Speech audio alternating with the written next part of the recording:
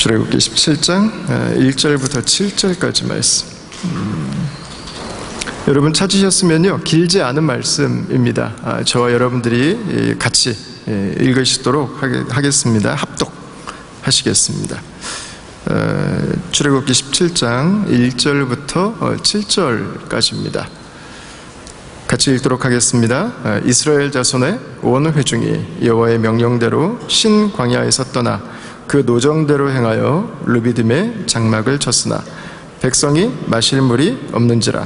백성이 모세와 다투어 이르되 우리에게 물을 주어 마시게 하라. 모세가 그들에게 이르되 너희가 어찌하여 나와 다투느냐? 너희가 어찌하여 여호와를 시험하느냐? 거기서 백성이 목이 말라 물을 찾으매 그들이 모세에게 대하여 원망하여 이르되 당신이 어찌하여 우리를 애굽에서 인도해 내어서 우리와 우리 자녀와 우리 가축이 목말라 죽게 하느냐? 모세가 여호와께 부르짖어 이르되 내가 이 백성에게 어떻게 하리이까? 그들이 조금이 있으면 내게 돌을 던지겠나이다. 여호와께서 모세에게 이르시되 백성 앞을 지나서 이스라엘 장로들을 데리고 나일강을 치던 내 지팡이를 손에 잡고 가라. 내가 호렙산에 있는 그 반석 위 거기서 내 앞에 서리니 너는 그 반석을 치라. 그곳에서 물이 나오리니 백성이 마시리라. 모세가 이스라엘 장로들의 목전에서 그대로 행하니라. 그가 그곳 이름을 마사 또는 무리바라 불렀으니 이는 이스라엘 자손이 다투었으며 또는 그들이 여호와를 시험하여 이르기를 여호와께서 우리 중에 계신가 안 계신가 하였음이더라. 아멘. 여러분 한 주도 잘 지내셨습니까? 예. 혹시 요즘에 지내시면서 이게 참 하루도 편한 날이 없구나, 혹시 이런 생각 안 하셨는지 모르겠습니다. 왜 나는 자꾸 왜 이렇게 문제들이 생길까? 이런 이야기들이 혹시 내뱉어지는 한 주간은 아니셨는지 모르겠습니다. 나는 분명히 예수님 믿는데 하나님이 나랑 함께 하시는데 왜 내 삶은 이렇게 나아지는 것 같지 않을까?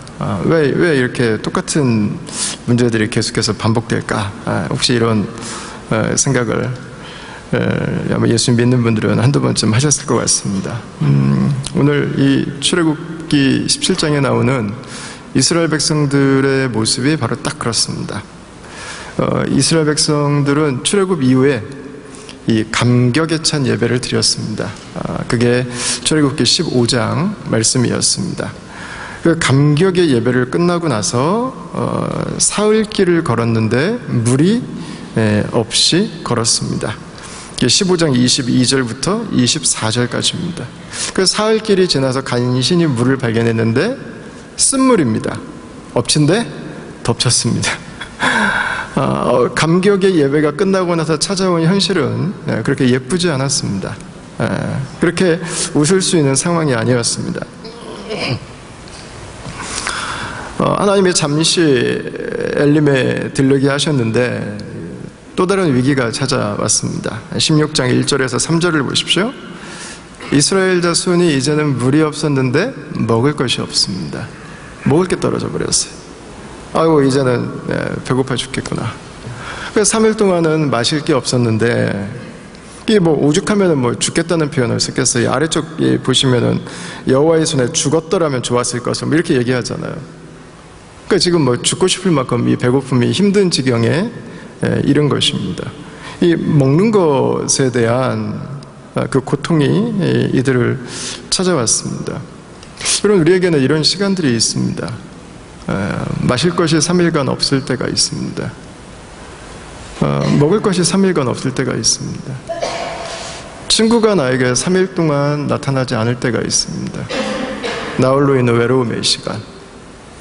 여러분 그것을 내 성공이 보상 대신해 주지 않습니다. 그것을 내 자리가 대신해 주지 않습니다. 외로움을 이길 수 있는 것은 아무것도 없어요. 재정이 3일 동안 말라버릴 수 있습니다. 관계가 3일 동안 깨져서 고통당할 수 있습니다. 여러분 그러나 3일은 쉬운 것입니다. 그게 3개월이 될 수도 있고 그게 3년이 될 수도 있고 30년이 될 수도 있습니다.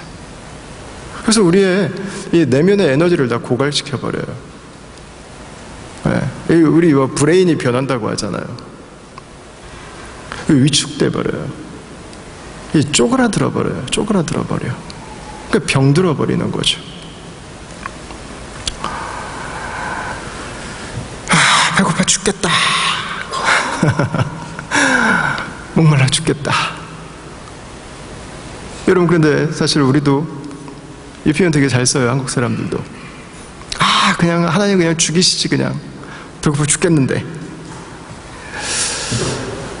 여러분, 이들이 지금 뭐 배고프다고 죽을까요? 안 죽습니다. 그죠? 감정은 내가 느끼는 실제입니다. 감정은 현재의 정확한 모습은 아닐 수 있는 것입니다.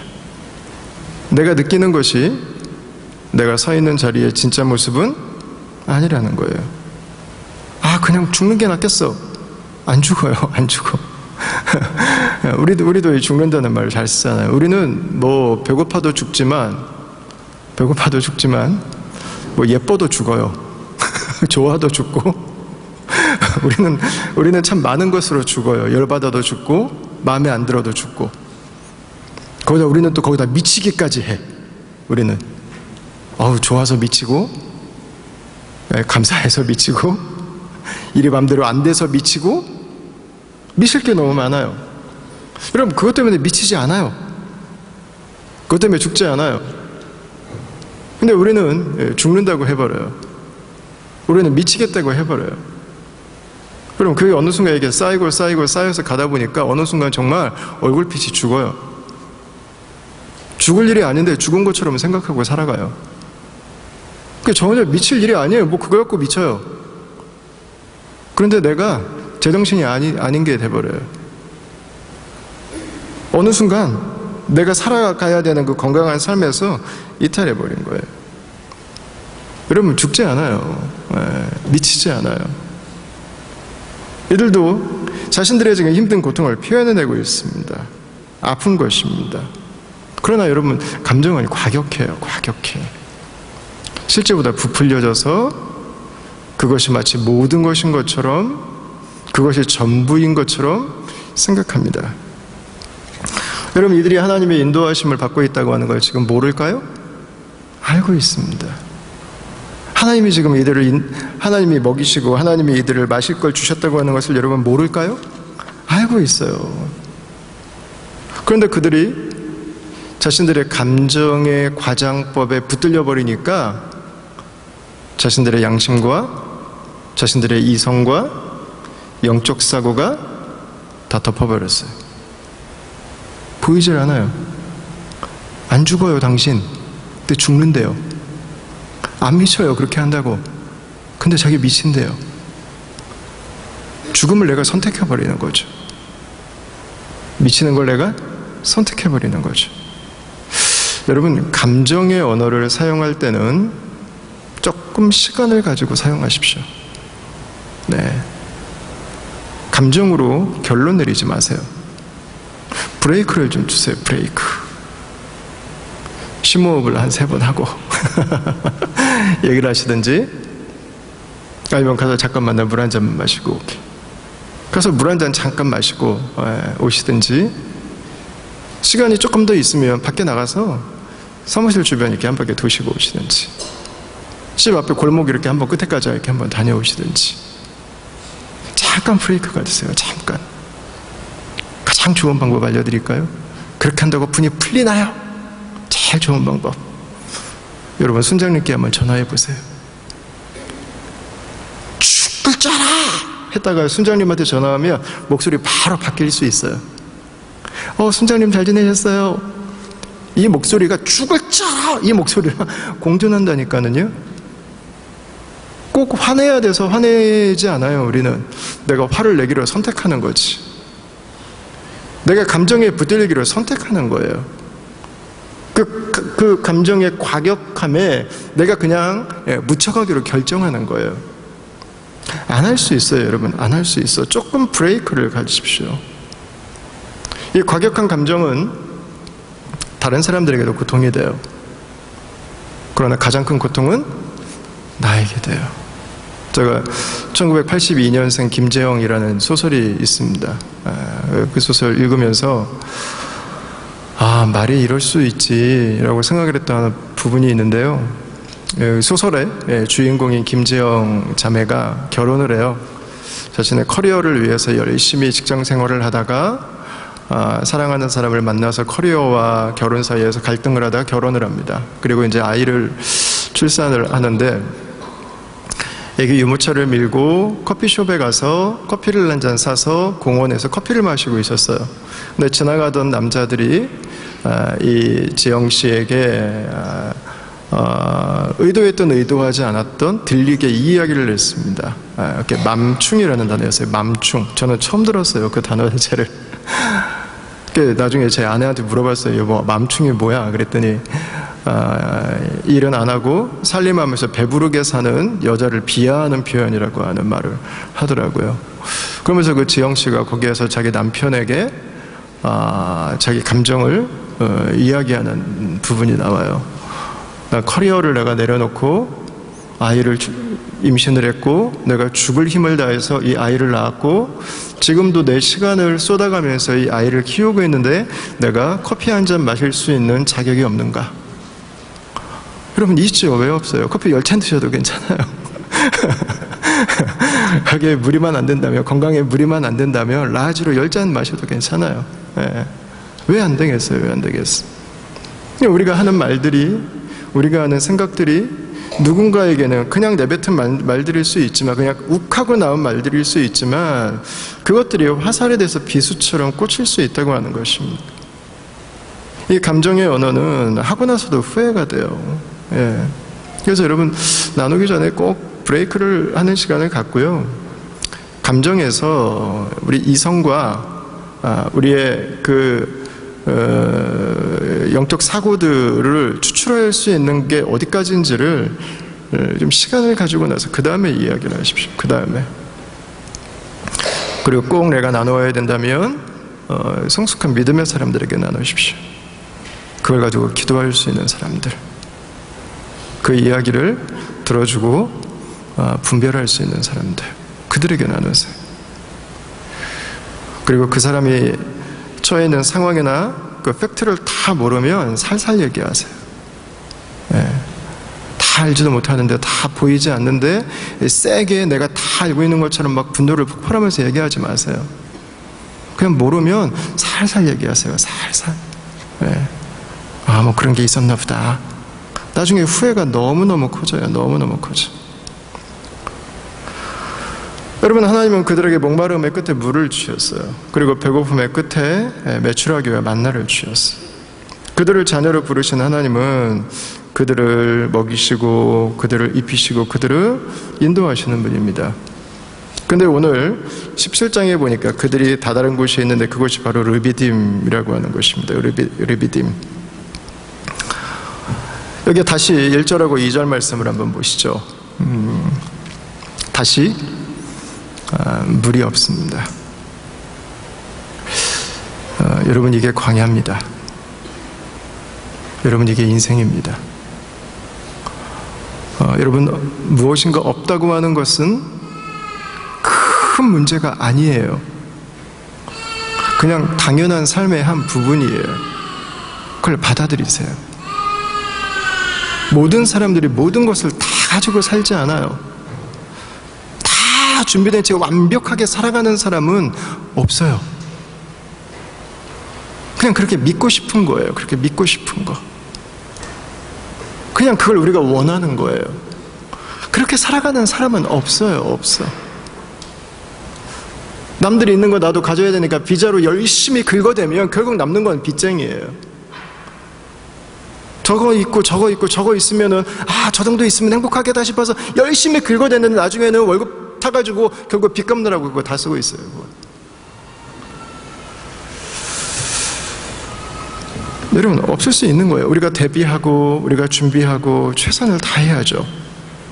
그러나 우리에게는 때로 가정이 없을 때가 있고 우리에게 때로 재정이 없을 때가 있고 우리에게 때로 친구가 없을 때가 있고, 우리에게 때로 내 마음에 사랑이 없을 때가 있고. 그럼 이게 모든 사람들에게 다 하나씩 돌아와요. 시간을 달리할 뿐이지, 다른 모양으로.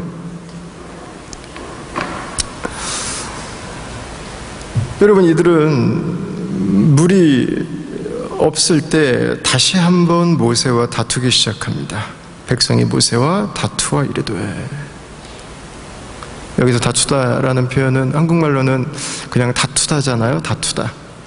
이게 히브리 원어로는요, 죽일 분노를 내뿜으며 경로하고 있는 거예요. 지금 모세를 죽이려고 분노가 내뿜어져 가고 있는 그런 표현이야. 굉장히 과격한 표현이에요. 오늘날의 버전들이 이걸 굉장히 순화시켜서 표현을 한 거죠. 하나님께서 우리에게 주신 이 선물 중에 하나는 망각입니다. 망각. 잘 있죠. 그 스트레스 받았던 거, 서운했던 거 다 기억하고 있으면 어떻게 살아요? 빨리빨리 잊어야지. 이 시간이 주는 선물 중에 하나는 망각입니다. 그러나 우리는 잊어야 되는 게 있고 기억해야 되는 게 있습니다. 여러분, 좀 전까지 하나님은 이들을 먹이셨고 이들을 마시게 해주셨습니다. 그런데 이들은 하나님이 우리에게 주신 좋은 것까지 잊어버렸어요. 하나님이 우리를 채워주시는 경험을 망각해버렸어. 사랑하는 다음가족 여러분, 좋지 않은 것에 대해서는 망각의 은사를 마음껏 사용하십시오. 그러나 하나님이 우리에게 주신 좋은 것들에 대해서는 기억의 은사를 사용하십시오. 개발하세요. 그 기억을 남겨놓으십시오. 하나님이 나에게 어떤 걸 주셨었는지 가장 좋은 것은 기록하는 것입니다. 매일마다 한 줄씩 감사를 기록하십시오. 잊지 않도록 남기세요. 그것들을. 하나님이 나에게 무엇을 주셨었는가.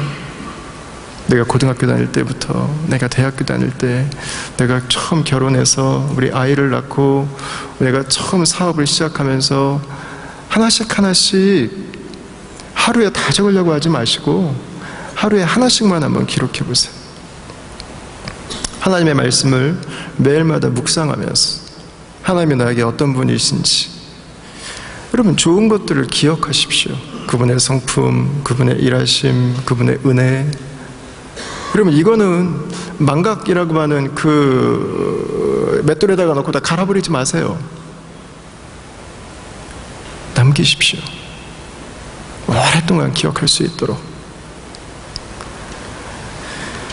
은혜와 좋은 것들을 망각의 쓰레기처럼 쏟아버리는 것은 여러분 너무 안타까운 인생이에요.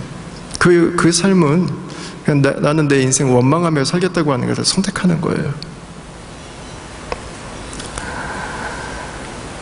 이스라엘 백성들이 모세에게 와서 물을 주어 마시게 하라 요청하고 항의하니까 모세가 말합니다. 여러분들이 지금 나에게 하는 게 아니라 하나님께 말하고 있는 거죠. 이렇게 얘기했어요. 그들은 하나님께서 그들에게 어떤 것을 주셨는지 벌써 까먹었어요. 며칠 되지도 않았는데, 그 사건 벌써 몇 년 지나지도 않았어요. 몇 달 되지도 않았어요. 하나님이 어떻게 먹이시고 어떻게 살려주시고 어떻게 도우시고 어떻게 인도하시고 어떻게 만나게 하시고 홀라당 벌써 다 잊어버렸어요. 하나님의 특별한 은혜, 하나님이 그들의 생명을 건지시고 그들을 인도하시는 이 여정들.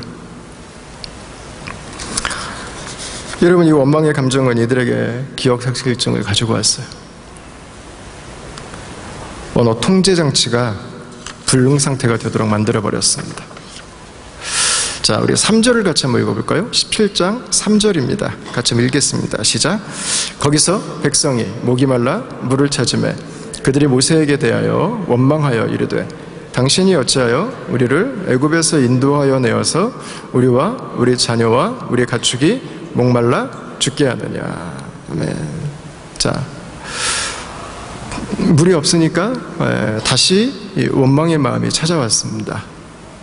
다시 분노합니다. 그런데 거기서 끝나지 않습니다. 물을 달라고 하는 것에서 멈추지 않아요. 어디까지 가요? 과거로 가요.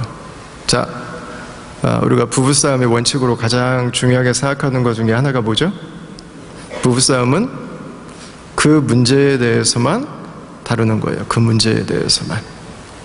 오늘 지금 문제가 되는 부분에 대해서만 나누고 해결책을 찾아가면 돼요. 근데 그게 과거랑 연결이 되기 시작하면 그 말은 나는 당신과 함께 해결하고 살고 싶은 마음은 전혀 없고 나는 당신과 함께 평생 원망하면서 이대로 싸우며 살고 싶다고 하는 것과 다르잖아요. 싸움의 원칙은 그 문제만 가지고 얘기하는 거예요. 그 문제만 가지고. 결혼을 해서 부부싸움 좀 심하게 했다고 그래서 하나님 왜 이 사람이랑 만나서 결혼하게 하셨냐고. 그 얘기랑 똑같은 거잖아요, 지금. 아이 낳아서 키우다가 아이가 내 마음대로 안 되니까 괜히 아이를 하나님 우리한테 주셔가지고 우리가 이 속 끓인다고. 그럼 그러면 똑같잖아요.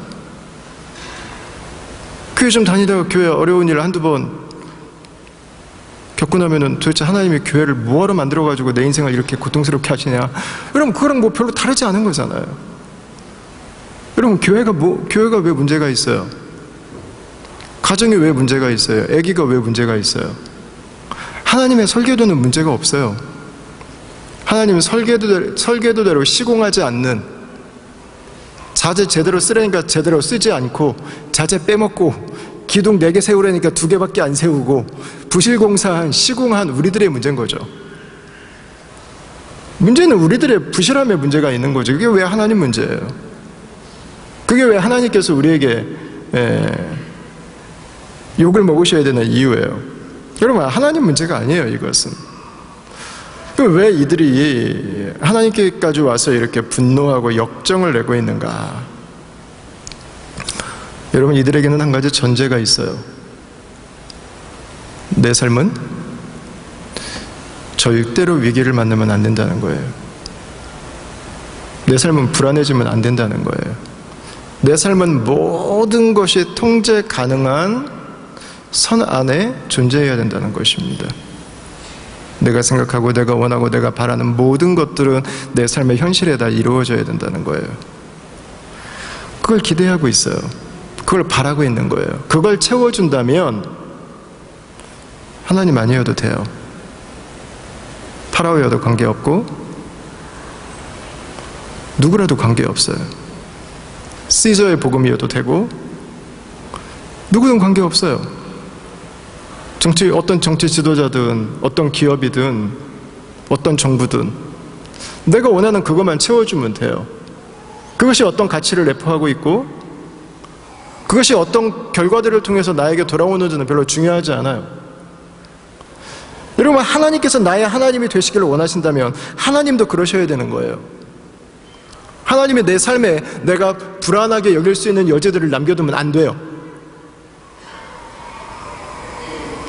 하나님은 내가 원하는 것들을 내가 원하는 때 그때그때 채우시고 해결해 주셔야 되는 거예요. 그렇지 않으면 하나님은 나에게 적인 거예요. 나는 언제든지 하나님께 분노하고 돌을 던질 준비가 되어 있는 거죠. 이 7절 말씀에 보면 이렇게 기록합니다. 그가 그곳 이름을 마사 또는 무리바라 불렀으니 이는 이스라엘 자손이 다투었음이요 또는 그들이 여호와를 시험하여 이르기를 여호와께서 우리 중에 계신가 안 계신가 하였음이더라 그랬어요. 아이씨 하나님 없는 것처럼 그냥 하나님 무시하고 살아버려 그냥. 왜 이들이 하나님의 인도하심을 알고 있는데 이 생각이 왜 듭니까 여러분? 하나님이 나를 불안하게 하세요. 하나님이 내가 원하는 것을 지금 무시하고 있는 것처럼 느껴져요. 여러분 여기에서 우리는요 나일강에 있던 이집트에 있던 10가지 우상들보다 더 강력한 우상을 직면하게 됩니다. 이 우상이 이집트로 하여금 그 우상들을 만들게 한 것입니다. 바로 나라고 하는 우상입니다. 자아라고 하는 우상. 나를 만족시켜야 되기 때문에 그 수많은 것들을 다 우상으로 만들어버린 거예요. 그 수많은 신들이 질비하게 늘어서 있는 거예요. 내가 원하는 것들을 채우기 위해서. 여러분, 우리 안에는 자아가 있습니다. 자아. 중세 기사처럼 쇠로 만든 갑옷으로 머리끝부터 발끝까지를 감추고 있습니다. 불안하기 때문이에요. 겉으로는 굉장히 단단해 보입니다. 튼튼해 보입니다. 그러나 그 속에는 어린 아이가 들어 있습니다. 불안한 거예요. 두려운 거예요. 무서운 거예요. 그래서 그 내가 위협을 받으면 안 돼요. 그 나를 건드리면 누구라도 나는 용납할 수 없는 거죠.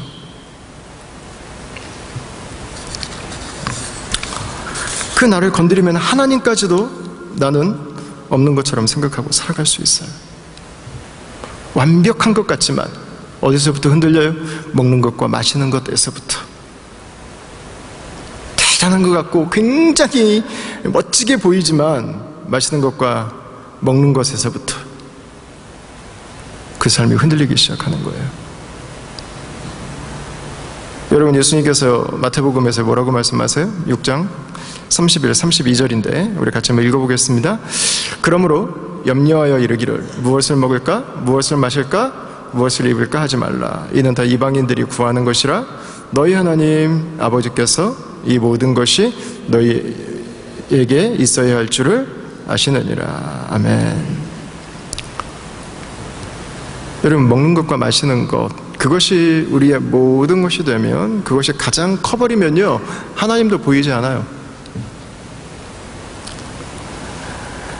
인생의 가장 큰 문제는 먹을 것과 마시는 것이 부족한 것이 아닙니다. 재정이 부족한 것이 아닙니다. 건강이 악화되는 것이 아닙니다. 내 미래가 보이지 않을 때가 아닙니다. 인생의 가장 커다란 위기는 하나님이 보이지 않을 때입니다. 여러분, 하나님을 모르면은요, 모든 걸 다 가지고 있지만 항상 최악의 인생을 살아요. 남들이 볼 때는 가나안에 저 푸른 초원에 그림 같은 집을 짓고 살아갈 수 있습니다. 그러나 그 심령에 하나님이 계시지 않으면 그 마음이 광야예요. 마음이 광야. 마음이 메말라버리면, 마음에 생수의 강이 흐르지 않으면, 마음이 충만하지 않으면, 마음에 기쁨이 없으면은요, 그거 다 가지고 세상에서 가장 불행한 존재로 살아요.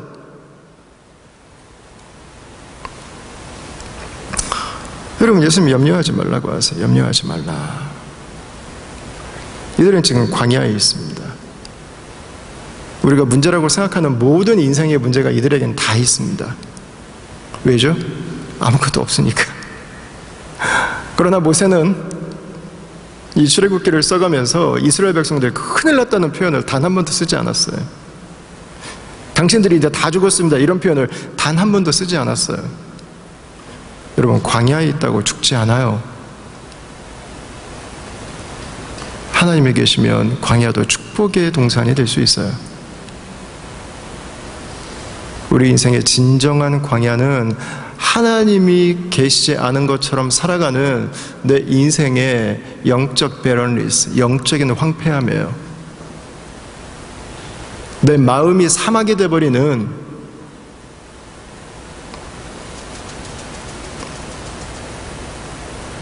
그 마음이 황폐해지는 그 광야.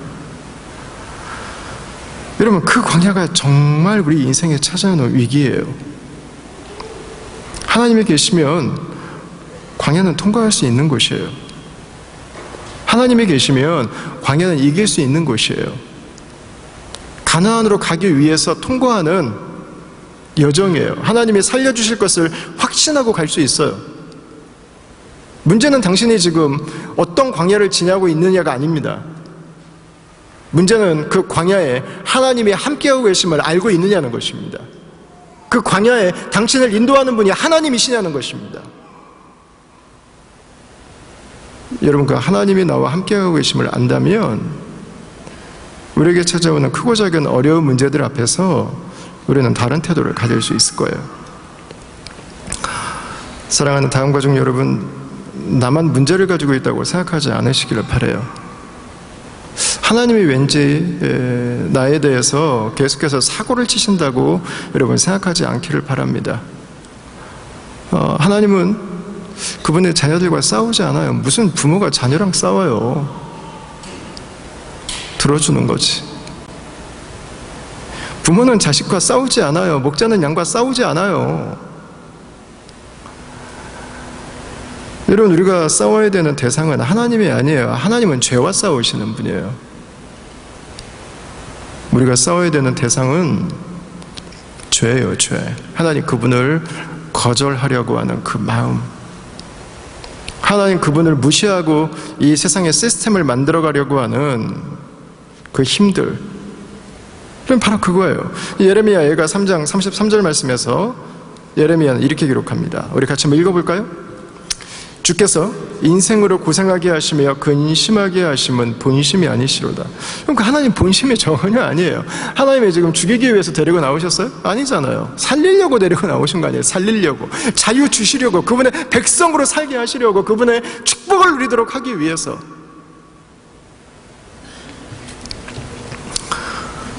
부모가 자녀의 질병으로 인해서 수술을 받게 할 때는요, 자녀의 고통을 즐기기 위해서가 아닙니다.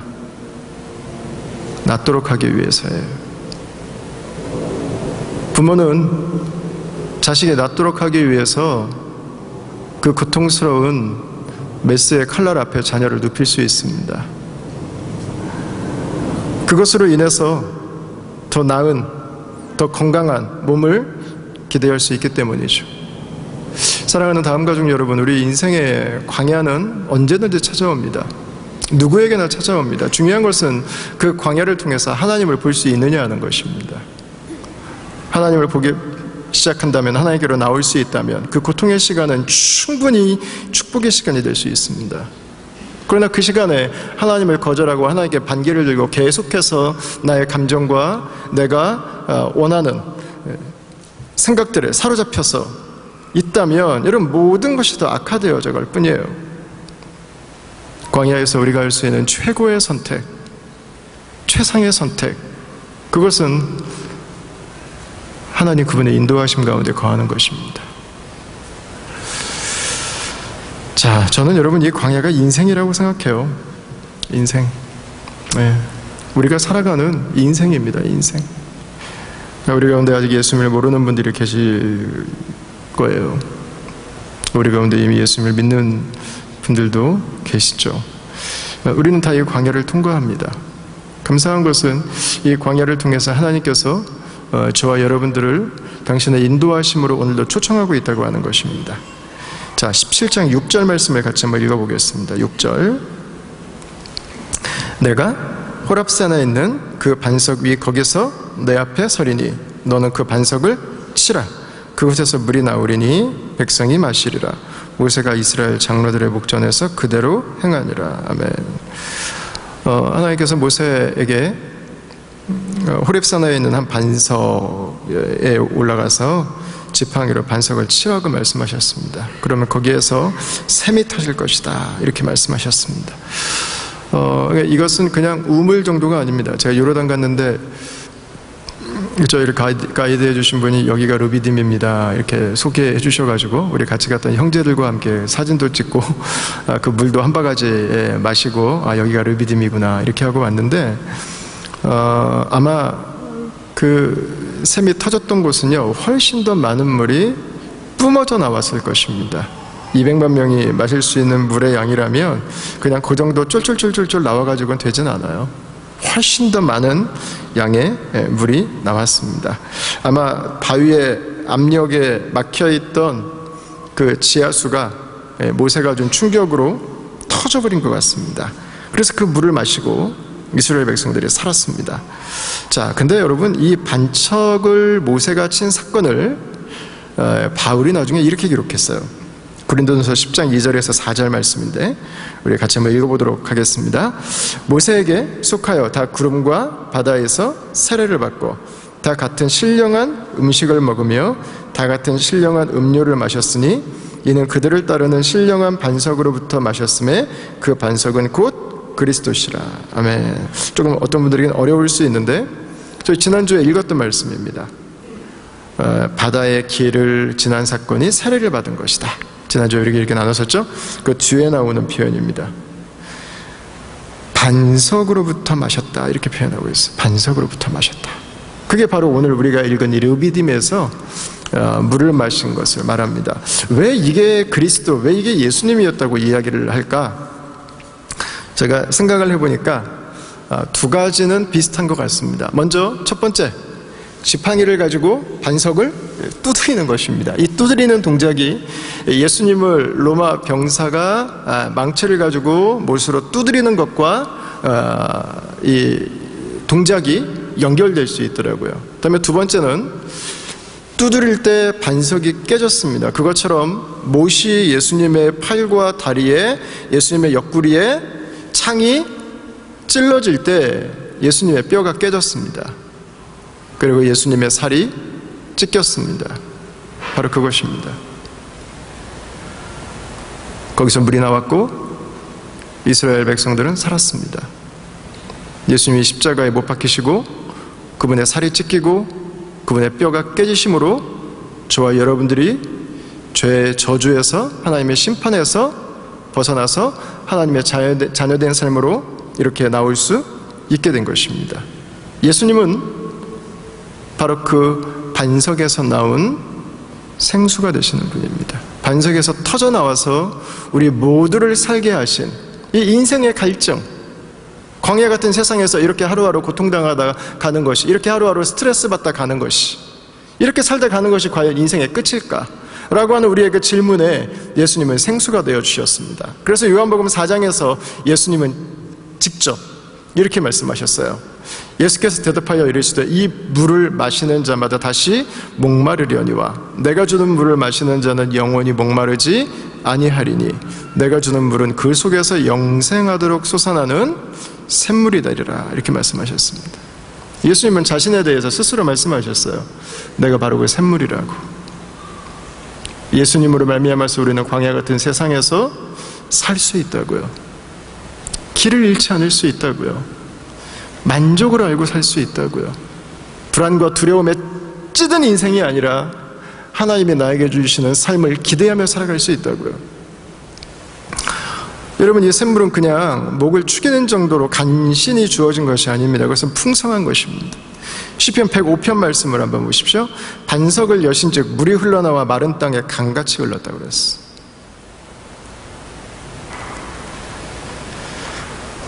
중동 지역에 비가 내릴 때 만들어지는 와디, 그 광야 속에 만들어진 강처럼 예수님은 흘러서 저와 여러분들에게까지 우리가 살아가는 그 삶의 자리에 넘치는 하나님의 은혜, 하나님의 사랑을 허락해 주신 것입니다. 여러분, 이 예수 그리스도께서 고치지 못할 사람은 없습니다. 예수님께서 치유하지 못할 만큼 망가진 가슴은 세상에 존재하지 않습니다. 예수님께서 회복시키시지 못할 무너진 관계는 없습니다. 예수님은 도저히 회복 불가의 하나님과 우리 사이의 관계를 연결시켜 주신 분입니다. 그렇다면 그분은 사람들 사이에서, 우리의 안에서 죄로 말미암아서 무너진 것들을 회복시켜 주실 것입니다. 만약에 우리 가운데서 요즘에 반복되는 일들로 인해서 내가 못 살겠다고 하는 생각이 드는 분들이 있다면, 왜 하나님이 계속해서 나에게 이 문제를 반복적으로 주시는지 모르겠다고 생각하시는 분들이 계시다면, 여러분들이 만약에 예수님을 믿지 않으신다면 저는 여러분들이 예수님을 믿으시기 바랍니다. 우리의 눈에 보이는 것들과 우리 앞에 펼쳐져가는 그 현실이 아니라 내 삶을 인도하시는 하나님의 손길에 여러분들의 삶을 맡기시길 바랍니다. 우리가 만약 예수님을 믿고 있다면 그 하나님을 신뢰할 수 있기를 바랍니다. 가장 배고픈 순간에도, 가장 목마른 그 시간에도 주님이 함께 하십니다. 주님이 우리를 살리실 것입니다. 그분이 우리를 인도하십니다. 그분을 의심하지 마십시오. 그분을 신뢰하십시오. 여러분, 저는 우리의 삶 자체가 광야라고 믿어요. 하나님이 계시면 죽지 않을 거예요. 살아요. 인생은 광야에 있기 때문에 죽지 않습니다. 하나님이 계시지 않기 때문에 죽는 것입니다. 오늘 하루도 하나님과 동행하십시오. 그분의 은혜 안에 거하십시오. 여러분, 이것을 위해서 짧게 한 4가지 정도, 우리가 어떻게 광야 같은 삶에서 하나님을 기억할까, 4가지 정도 좀 팁을 나누고 싶어요. 첫 번째는 하나님이 나와 함께하고 계시는 것을 기억하라는 것입니다. 좀 더 정확하게 말씀드리면 기억시키십시오. 기억시키세요. 나에게. 아침에 눈을 뜨자마자 시작하십시오. 여러분, 알람을 찬양으로 만들어 놓든지, 여러분이 아침에 눈 뜨자마자 화장실을 가신다면 화장실에다가 하나님 말씀을 하나를 붙여 놓든지, 눈 뜨자마자 차를 운전해서 새벽에 기도하러 나오시든지, 여러분들이 눈 뜨자마자 양치를 하러 가신다면 세면대에다가 붙여 놓으시든지, 하나님을 기억할 수 있는 장치들을 만들어 놓으십시오. 기억날 때까지 기다리지 마세요. 대낮까지 지내다가 하나님 오늘도 함께 가시지, 여러분 너무 늦잖아요. 아침에 눈 뜨자마자 하나님을 기억할 수 있도록, 아침을 시작하면서부터 하나님이 오늘도 나의 주인이시지를 여러분 가르치세요. 여러분, 브레인은 하나님을 기억하는 것보다 감정에 더 빠른 존재들입니다. 여러분의 호르몬을 따라가지 말고 브레인에게 가르치십시오. 하나님이 오늘도 나의 왕 되십니다. 하나님이 이 아침에도 나와 함께 하십니다. 그냥 아침에 첫 시간부터 선포하세요. 선포. 하나님이 함께 하시면 선언해 하세요. 선언. 두 번째는 감사하십시오. 물이 없다면 먹을 것으로 인해 감사할 수 있습니다. 원망할 것이 10가지가 있을 수도 있습니다. 그러나 그 가운데서도 먼저 감사를, 한 가지에 감사를 찾으십시오. 10가지, 100가지 하지 않으셔도 괜찮습니다. 우리 중년과 노년 부부들을 위해서 좋은 책을 많이 쓰시고 강연을 하신 우리 한국의 이호선 교수님께서 중년과 노년기 부부들을 위해서 하시는 이야기를 이렇게 들어보면 거기에 모든 강의에 공통된 내용이 똑같이 하나가 나와요. 서로에게 한 개씩, 한 가지씩은 개런티하고 노력하라는 거예요. 개런티하고. 상대가 원하는 거 한 가지는 낮이든 밤이든 밖에 있든 안에 있든 무조건 할 수 있는 거 한 가지는 만들어 놓으라는 거예요. 그게 사랑한다는 표현이 됐든, 그게 고맙다는 말이 됐든, 무엇이든지 관계없이 하루에 한 가지, 광야에 있지만 감사할 것을 찾아가십시오. 원망이 나와야 된다면, 그 원망을 표현하고 싶다면 기도 제목으로 나누십시오. 무조건 쏟아내지 마세요, 여러분. 기도 제목으로 나누세요. 순모임에서 혹시 여러분들이 기도 제목으로 나눌 때 어떤 분들은 좀 불편해하실 수도 있거든요. 저도 충분히 이해합니다. 불안할 수도 있고. 그래서 우리가 순모임에서 함께 나누신다면 순모임에 계신 모든 분들이 다 서로 약속해 주셔야 돼요. 지금 우리가 나누는 이야기는 기도할 때 외에는 절대로 다른 곳에 가서 말하지 않겠다는 것입니다. 해결하려고도 너무 노력해주지 마세요, 여러분. 기도하세요. 예. 그리고 무엇보다 여러분들이 그 문제를 가지고 기도하십시오. 하나님께는 다 기도해도 괜찮아요. 너무 믿음 좋은 기도하지 마세요, 여러분. 그냥 죽겠다고 기도하세요. 저 인간 꼴도 보기 싫다고 그냥 기도하세요, 여러분. 어차피 우리 마음이 그렇잖아요. 하나님은 이미 그 마음 다 알고 계세요. 이미 마음은 다 죽게 생겼는데, 이미 마음은 다 죽상인데 뭘 이렇게 예쁜 기도를 하려고 그래요. 그러지 마세요. 그냥 그대로 기도하세요. 그대로. 기도는 거기에서부터 가는 거예요. 마지막 마태복음 6장 33절 말씀, 잘 아시는 말씀이죠? 우리 같이 한번 읽겠습니다. 그런즉 너희는 먼저 그의 나라와 그의 의를 구하라. 그리하면 이 모든 것을 너희에게 더하시리라. 아멘. 여러분, 좋은 시절을 지내든 힘겨운 시절을 보내든 광야를 지내든 가나안에 들어갔든 첫 번째 룰로 삼으십시오. 여러분들의 삶에 하나님을 섬기는 영역을 만들어 두십시오. 좋은 때가 와도 섬기시고 힘겨운 시간이 와도 섬기십시오. 좋은 때가 오면 섬기겠습니다. 아니요, 힘겨울 때 섬기는 것이 정말 부르심이에요. 나중에 좋을 때 섬기겠습니다. 좋은 때 오면은요, 더 바빠져요. 할 게 더 많아져요.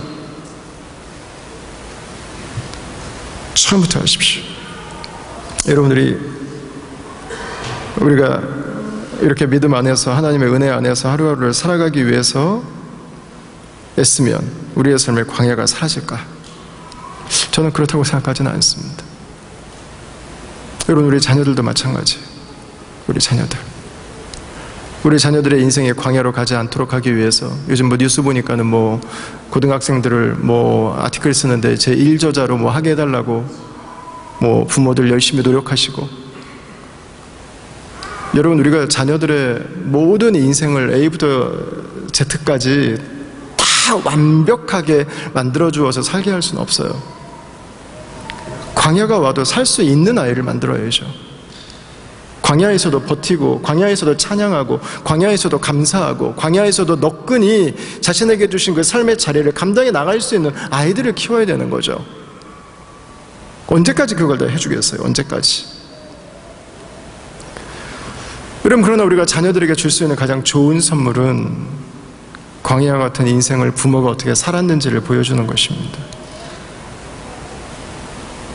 물이 없는 시간들이 반복될 때, 먹을 것이 없는 시간들이 반복될 때 어떻게 그 시간들을 우리 엄마와 우리 아빠가 보냈는지, 주님 앞에서 어떻게 그들을 극복해 나갔는지, 여러분, 그것보다 좋은 교육은 없어요. 광야를 벗어나려고 하지 마십시오. 주님의 은혜 안에 있다면 광야는 더 이상 두려운 곳이 되지 않습니다. 믿음으로 광야에 거하신다면 여러분들이 있는 그곳에 꽃이 피기 시작할 것입니다. 거기에 나무가 자라기 시작할 것입니다. 거기에 샘이 솟고 거기에 샘물이 흐르기 시작할 것입니다. 저는 여러분들을 통해서 여러분들의 가정에 주의 나라가 그렇게 임하기를 축원합니다. 저는 이 도시 안에 교회가 있음으로 말미암아서 우리가 살고 있는 이 도시가 그 하나님의 축복을 누리기를 원합니다. 여러분, 그것이 광야를 살아가는 그분의 백성들의 모습이에요. 하나님의 은혜 가운데 살아가는 백성들이 있기 때문에 메마른 광야의 시간을 걷는 사람들이 있다 할지라도 하나님의 은혜 안에서 다시 살고 싶은, 다시 일어날 수 있다고 하는 확신을 가지고 이 시간을 원망과 불평과 낙심이 아니라 감사와 기대를 가지고 살아갈 수 있도록 격려해 주는 한 사람, 여러분들의 가정에 바로 그 사람이 되십시오. 우리 공동체에 바로 그런 사람이 되십시오. 여러분의 일터에서 바로 그 사람이 되십시오.